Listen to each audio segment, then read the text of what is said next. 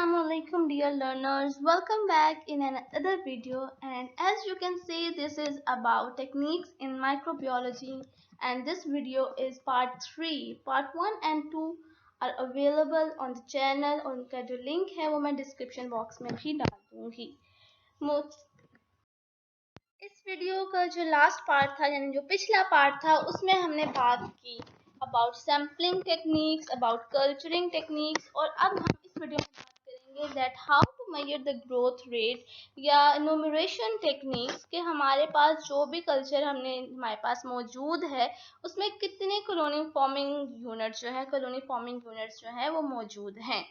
तो पहला प्रोसीजर जिसके बारे में हम बात करने वाले हैं that is plate count method. इसके नाम से जाहिर हो रहा है कि इस पे हम अपने कल्चर को प्लेट पे ग्रो करवाएंगे और बाद में फिर जी उसको काउंट करेंगे उस पे कि कितनी कॉलोनीज हैं।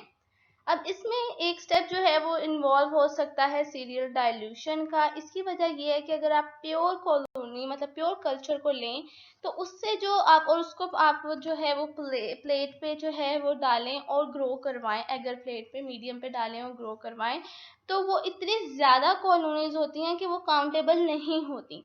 तो इसलिए जो है हम पहले अपने जो असली हमारा जो कल्चर होता है उसको हम लोग डाइल्यूट करते जाते हैं उस वक्त तक जब तक हमारे पास उसको प्लेट पे कल्चर ग्रो करवाने से ऐसी कॉलोनीज आ जाएं जिनकी रेंज जो है वो 20 to 200 हो ताकि हम उसको इजीली काउंट कर सकें। तो फिर स्टार्ट करते हैं। एज यू कैन सी हमारे पास ये जो बड़ी बॉटल है इसमें हमारे पास हमारा लिक्विड मीडियम में कल्चर है जो कि हमने ग्रो करवाया हुआ है। इसको हमने जो है 1 ml लिया और डाइल्यूएंट में जो है वो डाला 1 ml। डाइल्यूएंट यानी जिस सोल्यूशन को या जिस भी रिएजेंट को या जिस भी स्टेरिलाइज्ड वाटर को यूज कर हम लोग इसको डाइल्यूट कर रहे हैं, ठीक है, उससे डाइल्यूएंट कह रहे हैं। तो 1 ml हमने डाला, उसमें 9 ml टोटल हमारे पास ये कितना हो गया 10 ml, ठीक है। इसको हमने ग्रो करवाया। यहाँ पे हमारे पास जो इसके डाइल्यूशन है वो है 10 की पावर -1। तो इसी तरह फिर अब इसको हमने फिर बाद में एगर प्लेट पे ग्रो करवाया और इस सिचुएशन में भी देखें कॉलोनीज, ये सारा जो येलो पार्ट है ये येलोइश सा ब्राउनिश है, ये सारी कॉलोनीज ग्रो की हुई हैं। इतनी ज़्यादा कॉलोनीज ग्रो हुई हैं कि हम उनको काउंट नहीं कर सकते। हम अपना ये जो प्लेट काउंट मेथड है ये अप्लाई नहीं कर सकते। इसलिए हमें ज़रूरत है कि हम इसको और डाइल्यूट करें। फिर हमने अगेन इसमें से, ठीक है, अब इसमें से हमने 1 ml लिया और 9 ml डाइल्यूएंट लिया और फिर उसको किया। अब यहाँ पे हमारे पास डाइल्यूशन जो है वो 10 की पावर -2 है। फिर इसको ग्रो करवाया। इधर भी आप देख सकते हैं कि कॉलोनीज इतनी ज़्यादा हैं कि वो एक दूसरे के साथ मर्ज भी हुई हैं और हम उनको अगेन काउंट नहीं कर सकते। इसलिए अगेन हमने एक और दफ़ा इसको डाइल्यूट किया, फिर डाइल्यूट किया, फिर डाइल्यूट किया, यानी हमें तब तक डाइल्यूट करते जाना है जब तक हमारे पास जो है ऐसी कॉलोनीज ना आ जाए जिनको हम काउंट कर सकें, ठीक है। ये हमारे पास 10 की पावर -1 यहाँ पे डाइल्यूशन हुई है, ठीक है, यानी कि 10 जो हमारे पास ml कल्चर है उसमें 1 ml हमने सिर्फ डाला है ओरिजिनल, ठीक है, यानी हमारे पास ये रेशियो आ रही है। और इसी तरह इसमें हमारे पास 10 की पावर -2 है, इसमें हमारे पास 10 की पावर -3, 10 की पावर -4 और 10 की पावर -5। इस तरह हमने डाइल्यूट इसको हम लोग कर। तो अब हमारे पास प्लेट काउंट मेथड पे जो हमारे पास काउंटेबल कॉलोनीज आएंगे, ऐसे कॉलोनी जो हम काउंट कर सकते हैं वो हमारे पास इस डाइल्यूशन पर आई 10 की पावर -4 वाली। फिर उसमें हमने क्या किया कि उसमें से हमने जो प्लेट किया था वॉल्यूम वो था 100 माइक्रोलीटर और काउंट करने के बाद हमें पता चला जो कॉलोनीज हैं वो हैं 85। तो हमारे पास कॉलोनी फॉर्मिंग यूनिट पर ml, ठीक है, यही यूनिट जो है स्टैंडर्ड है जो यूज होता है। इसको फाइंड करने का फॉर्मूला है काउंट, जितने आपके पास कॉलोनीज का काउंट आया, ठीक है, उसके बाद डाइल्यूशन फैक्टर जो कि ये होगा, ठीक है, ये नेगेटिव में है लेकिन डाइल्यूशन हमने बताना है इतने टाइम्स डाइल्यूशन हो चुके हैं तो ऑफ कोर्स वो हमारे पास पॉजिटिव में आएगा, ठीक है। उसके बाद हमारे पास एक और फैक्टर है, ये भी डाइल्यूशन ही है, इन दोनों को मिला के हम लोग टोटल डाइल्यूशन कहते हैं। ये डिपेंड करती है कि हमने कितना वॉल्यूम जो है वो लिया था एगर प्लेट पे ग्रो करवाने के लिए। अब इस केस में हमने 100 माइक्रोलीटर लिया था, ठीक है, जबकि हमने काउंट करनी है पर ml।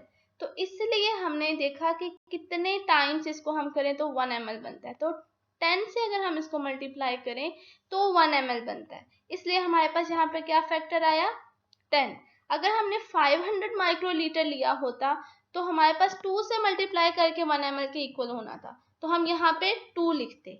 बहरहाल यहाँ पे हमने 100 लिया है तो इसलिए हमारे पास क्या आ गया 10। हमने भी इसको सॉल्व कर लिया और हमारे पास ये कॉलोनी फॉर्मिंग यूनिट पर ml आ गई। एक तरीका होता है जिसे हम कहते हैं डायरेक्ट माइक्रोस्कोपिक काउंट। इस पे भी बहुत डिटेल है, हम जनरल प्रिंसिपल की बात कर लेते हैं कि हम जो है अपना फॉर इंस्टेंस ठीक है, वैसे डिफरेंट वॉल्यूम लिए जाते हैं। हमने अपना 1 ml लिया कल्चर और एक खास किस्म की जो स्लाइड्स होती हैं जिन पे इस तरह कंपार्टमेंट्स बने होते हैं वो हमने ले लिए, ठीक है। उस पे हमने इसको स्प्रेड कर लिया। अब उस पे 16 भी सेल्स हो सकते हैं, ये एक पूरा सेल है जो आपको डबल इनग्रेव नजर आ रहा है नीचे भी, और ये एक सेल है, ठीक है। हम 16 को काउंट नहीं करते, हम 1 को काउंट कर लेते हैं या 4 को काउंट कर लेते हैं और उसको फिर जो है वो 16 एवरेज के तौर पर 16 से मल्टीप्लाई सॉरी 1 निकाल के 16 से मल्टीप्लाई कर लेते हैं। इसको काउंट करने का एक जो इम्पोर्टेंट बात है वो ये है कि इधर जो आपने 2 साइड्स पे जो आ रही हो कॉलोनीज उनको काउंट करना होता है, दूसरी 2 साइड्स पे जो आ रही होती है उनको काउंट करना नहीं होता। बाद में जब हमारे पास काउंट आ जाता है उसके बाद अगेन हम अपना कॉलोनी फॉर्मिंग यूनिट का जो फॉर्मूला आपने पिछली स्लाइड पे देखा वही अप्लाई करके फाइंड कर लेते हैं कि हमारे पास कितने कॉलोनी फॉर्मिंग यूनिट पर ml मौजूद हैं। टर्बिडिटी मेथड में सिंपली जो है हम लोग अपने क्यूवेट में डालते हैं अपने कल्चर को और उसकी ओडी फाइंड कर लेते हैं, ऑप्टिकल डेंसिटी फाइंड कर लेते हैं कि वो ऑप्टिकल डेंसिटी जाहिर बात है उतनी ही होगी जितना उसके अंदर जो है ड्राई वेट या ड्राई मास या आप कह लें कि पार्टिकल्स जो हैं या सेल्स जो हैं वो मौजूद होंगे। हर एक की अपनी जो है वो अपने ड्रॉबैक्स भी हैं in addition to the plus points, तो लेकिन वो ये हम जनरली बात कर रहे हैं इसलिए मैं आपको जनरल ओवरव्यू देते जा रही हूँ, वरना उसके बाद जो है हर टेक्निक पे अलग से जो एक लेक्चर होगा। अब हमने अपनी गिन ली हमारे पास कितने ज़्यादा कॉलोनी फॉर्मिंग यूनिट्स एक कल्चर में आ रहे हैं। अब हमें आइडेंटिफाई करना है कि जो हमारे पास हैं स्ट्रेन्स और या जो हमने आइसोलेट की हैं वो कौन सी हैं, ठीक है। एक तो तरीका है स्टेनिंग हमें जनरल कैटेगराइजेशन भी बता देता है, जिस तरह के ग्राम स्टेनिंग जो है वो हमें एक ग्रुप्स में डिवाइड फौरन ही कर देते कि ये जो आपकी स्ट्रेन है जो स्पीशी है जो आपने अलग की है वो ग्राम पॉजिटिव है या ग्राम नेगेटिव है। इसके अलावा स्टेनिंग को प्योर कल्चर के इंडिकेटर के तौर पे भी यूज़ किया जा सकता है और स्टेनिंग से जाहिर बात है स्टेनिंग जो शेप के अकॉर्डिंग हुई होती है तो हमें मॉर्फोलॉजी पता चल जाती है उस स्ट्रेन की कि वो कोकस शेप का है या रॉड शेप का है या स्पाइरल शेप का है, वो सब पता चल जाता है। फिर एक और चीज़ जो इस्तेमाल होती है आइडेंटिफिकेशन के लिए वो है बायोकेमिकल टेस्ट, जिसको डिटेल में हम आगे देखेंगे। सिलेक्टिव मीडिया जो हमने पार्ट 1 में बात की कि कुछ मीडिया ही ऐसे प्रिपेयर किए जाते हैं कि जो सिलेक्ट कर लेते हैं कि यही वाले जो माइक्रोब्स हैं ये ग्रो करेंगे, तो जाहिर बात है उस मीडिया पे वही ग्रो करेंगे। तो आपको पता चल जाएगा कि मेरे मीडिया पे ये वाली स्ट्रेन ग्रो कर सकती थी तो इसका मतलब ये जो ग्रो कर गई है तो ये मेरी वही स्ट्रेन है, नहीं ग्रो करेंगी तो वो वाली स्ट्रेन नहीं होगी। और एक तरीका है सीक्वेंसिंग।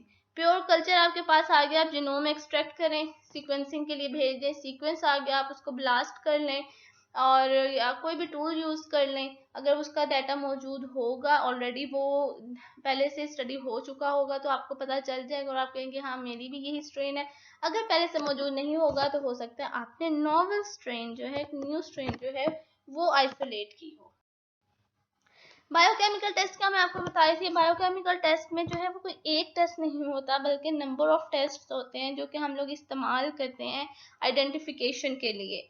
फॉर इंस्टेंस एक टेस्ट से हमें पता चल जाएगा कि ये वाले ग्रुप से है, फिर अगले में पता चल जाएगा अच्छा ये आगे से इस जनरा से है, फिर अगले में हमें पता चल जाएगा कि ये पर्टिकुलर वो वाली स्ट्रेन है या वो वाली स्ट्रेन नहीं है। तो इस तरह डिफरेंट टेस्ट होते हैं। तो ये से हमारे पास एक जो है वो मीडिया होता है उस पर अगर ग्रो करिए तो उससे भी हमें मैक्रोमॉर्फोलॉजी पता चल जाती है। ग्राम स्टेनिंग की पहले से बात की, कोएगुलेस इसी तरह एक टेस्ट होता है जिससे पता चल जाता है कि इसमें क्या कोएगुलेस एंजाइम प्रोड्यूस हो रहा है या नहीं। इसी तरह एंटीबायोटिक रेजिस्टेंस आपको पता है डिफरेंट बैक्टीरिया में डिफरेंट होती है तो वो भी डिफरेंट कल्चर्स पे ग्रो करा के हम पता करवा सकते हैं। ये पिछले जो टेस्ट बताया उसका रिजल्ट है कि अगर कैटलेज है तो हो सकता है वो स्टेफिलोकोकस ऑरियस हो, क्योंकि स्टेफिलोकोकस ऑरियस में पॉजिटिव है, और अगर वो ये सारों में पॉजिटिव है कैटलेज, ठीक है। कोएगुलेज जो है वो अगर पॉजिटिव कोएगुलेज का रिजल्ट आता है तो वो स्टेफिलोकोकस ऑरियस हो सकता है।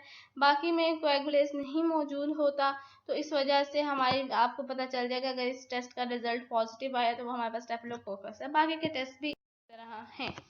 जनरल एसेप्टिक टेक्निक्स जो हैं ये माइक्रोबायोलॉजी में बहुत अहम किरदार अदा करती हैं, क्योंकि इनके ज़रिए ही जो है वो हमारा जो काम है वो प्योर चल रहा होता है। अगर इसको हम लोग फॉलो ना करें तो कंटेमिनेशन आ जाए, हमारे रिजल्ट्स भी डिस्टर्ब हो जाए, हर चीज़ डिस्टर्ब हो जाए और हमारी रिसर्च पूरी जो है वो फॉल्स हो जाएगी। तो वो यही है कि आप फ्लेम कर लें, ये बिल्कुल जो कॉमन है वो मैंने यहाँ पे मेंशन किए हैं, you can have a look on them. कि इथेनॉल डिसइंफेक्शन कर लें, लेमिनर फ्लो में काम करें, डिसइंफेक्ट करके हर चीज़ को यूज़ करें। कंटेमिनेशन से बचाने के लिए लूप आपको फिगर में दिखाया गया है कि किस तरह आपने हर चीज़ हर स्ट्रीक से पहले जो है कैसे लूप को जो है वो डिसइंफेक्ट करना है।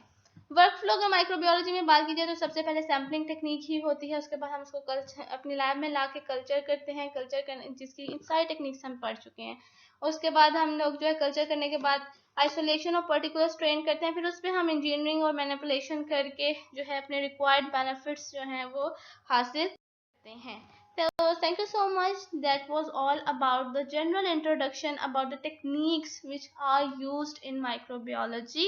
I hope this video has helped a lot in finding out what you want to do. So best of luck, and yes, do not forget to subscribe the channel for more lectures. Allah Hafiz.